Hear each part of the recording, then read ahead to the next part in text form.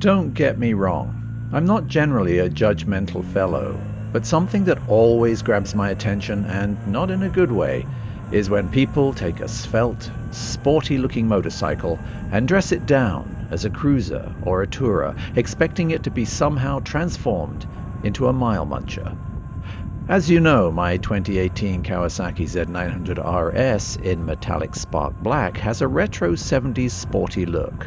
The black paint, as Andy commented the other day, contains many metallic flakes reminiscent of the finishes from the sporty Zs of the 70s.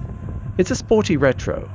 So when, a few years ago, I walked into my local Kawasaki dealer and saw a 2018 in metallic spark black Z900 RS identical to mine, festooned in touring gear, there was a physical response. I actually flinched.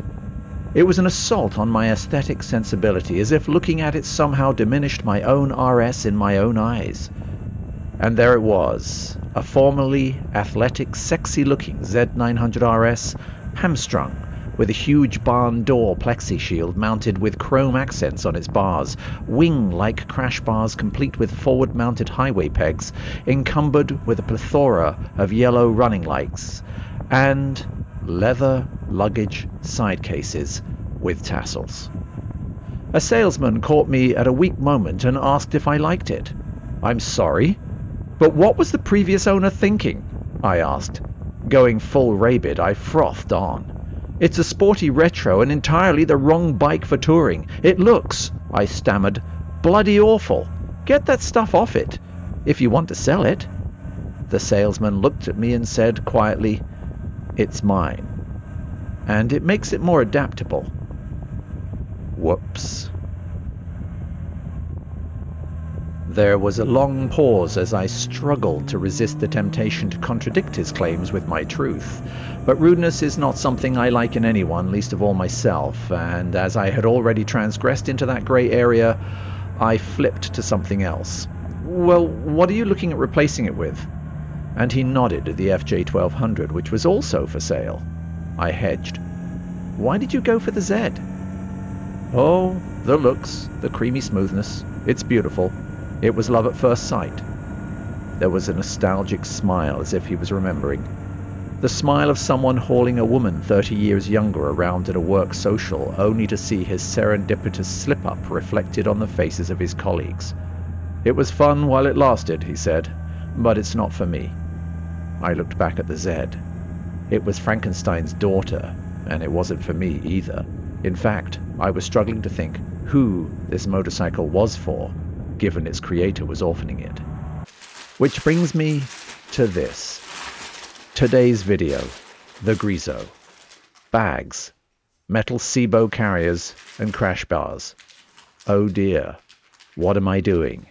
Am I getting old and dressing my bike up as a tourer? Well, that's going to be for you to decide. But given the damage I did to the bike last year, I thought for the first time ever, and seeing that they are low profile, I'd mount a pair of crash bars on a motorcycle. Also, I'm fed up with riding with a backpack, so I thought I'd purchase a nice pair of side bags. Is this how it starts?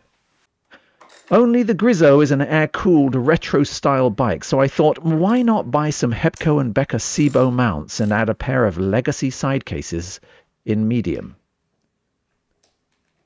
So join me as I install, modify and ride the Griso and give you my verdict on the Hepco and Becker crash bars, the SIBO mounting system and the bags. And before you scroll ahead, don't. First, I'm not really happy with the Hepco and Becker products, and that will become obvious later as we go through the video. Second, I will ask you to hit the like button right now as it's free and patiently allow the video to play all the way through, because that's the only thing that the YTube algorithm really cares about these days. And if you like smaller channels like mine, then I'd appreciate your patience there. And before we start, I purchased all of these products with the money generated by this channel, so watching the content, allowing the ads to play, at least for a short while, allows me to review motorcycles and accessories and let you know whether I think they're worth it. And in this case, you are being well served, believe me. Talking of patience, fitting the crash bars was not straightforward. the mounting holes were not symmetrical at the top of the crash bar from left to right. I had to file the top hole of the right crash bar out somewhat in order to make it fit. That's not the side I crashed on, lest you think that was the bike. I chose the Hepco & Becker crash bars because they are low profile and only slightly impair the looks of the bike from the front. I mean, look at that gorgeous transversely mounted V-twin. I find that gutsy profile appealing, and covering it with crash bars does diminish it in my opinion. So I wasn't entirely happy when, after spending over $500 Canadian and waiting 3 months for the Germans to talk to the Canadians and then saddle up the horse, that upon arrival they didn't fit perfectly. Still, I thought, it must be an aberration. Not only that, during fitting them, I realized they may actually do more harm to the bike in a crash. Essentially, their lower mounting is the only one that will be robust enough in an accident. The top mounting is a metric 6 steel bolt into aluminum. While they will no doubt protect the bike in a tip-over, any crash of significant speed may well damage the frame and the cylinder head as the crash bar bends backwards into the engine block. On the flip side, they do make for wonderful camera mounts.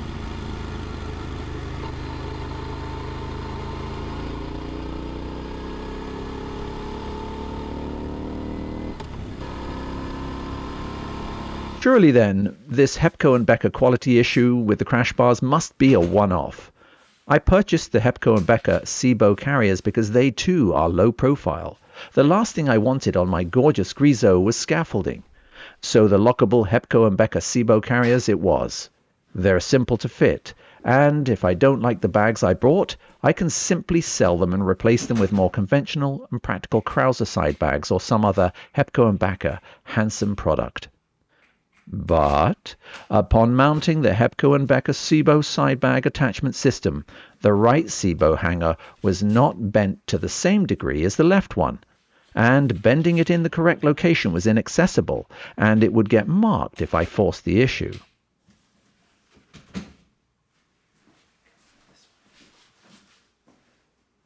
So I mounted the hanger and slid it down as low as the adjustment holes would allow me to go. It just fit, slightly touching the Griso's rear subframe. Standing behind it with an OCD-like squint, it is possible to notice that the right hanger is about 1 centimeter higher than the left. The bags themselves mount beautifully, although the keys are cheap-looking and don't look like quality pieces of kit when attached to my Gutsi keyring. I do like the office up front to look pleasing, as it is something we naturally look at when riding, and these keys look cheap, but that's a nitpick.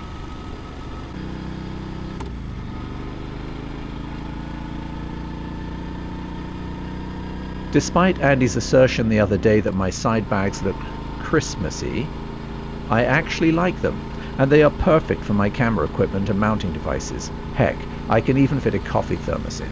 In my opinion, this is subjective, of course. I think they fit the bike, and I'm pleased with the look. It does impinge on the look somewhat, but you would never call a Griso svelte anyway. The single-sided swing arm and GPR exhaust are still visible, as the bags aren't that big. You can get them bigger, but I didn't want to do that. Well, that's just about all, except for the final quality issue. It seems that every individual piece of my Hepco & Becker purchase has issues. One crash bar needed filing, if you remember. One Cibo hanger was not bent to the same degree as the other. And finally, this. On the first use, and I'm talking the very first use, the zipper on the left side case failed.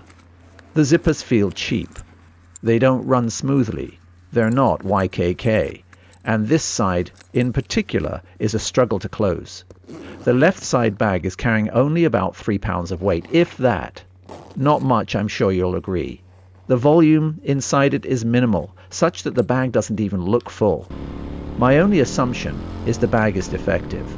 But frankly, after waiting 3 months, I can't be bothered to go through a warranty claim and be without one bag for potentially, 6 months. So it's off to the local tailor to have a new zip installed at my own cost.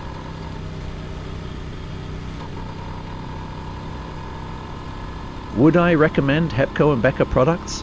Well, at this point, for the Griso at any rate, and given my experience, I would have to say no. I like the looks, but the quality control is definitely poor. How they stand up and whether the crash bars are actually potentially more damaging to the bike is up for debate, but I do note on Griso Ghetto, one of the premier Griso online forums, there are a few people who have noted the failure of the crash bars in accidents at anything over running speed. Still, as I said, they make great camera mounts, and I think you'll agree, the view from the front is unique. Finally, like Mary Shelley, have I created a Frankengutzi with a Christmas theme? Thanks, Andy. What do you think? Have I been a hypocrite and created a monster here, excuse the ugly Ducati pun? What was your experience with the quality and mounting of Hepco and Becker crash bars, or any crash bars, or even the Sebo carriers? What cases did you pick, and have you crashed your Griso with these crash bars on? And what was the outcome? Let me know in the comments below. Oh, and if you own a Z900RS with a high screen, huge crash bars and leather tassels on the side cases, I do apologize. Okay, thanks for watching, and I'll see you all in the next one.